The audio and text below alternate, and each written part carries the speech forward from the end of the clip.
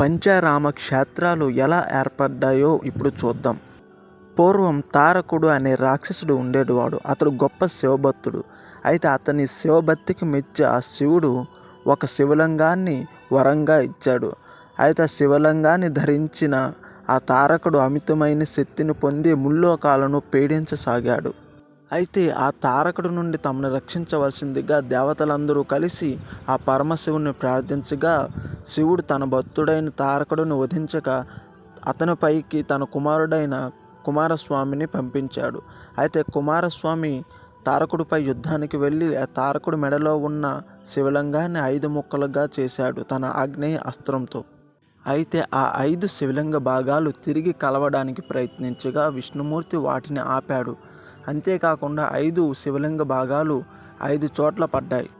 5 చోట్ల పడ్డ ఆ శివలింగ భాగాలను ఏ దేవతలు ప్రతిష్ఠించారో ఇప్పుడు చూద్దాం. విష్ణుమూర్తి సూచన మేరకు 5 దేవతలైన ఇంద్రుడు, సూర్యుడు, చంద్రుడు, కుమారస్వామి, విష్ణుమూర్తితో కలిపి 5 దేవతలు ప్రతిష్ఠించారు. ఇంద్రుడు ప్రతిష్ఠించిన శివలింగ భాగానికి అమరరామంగాను పేరు వచ్చింది.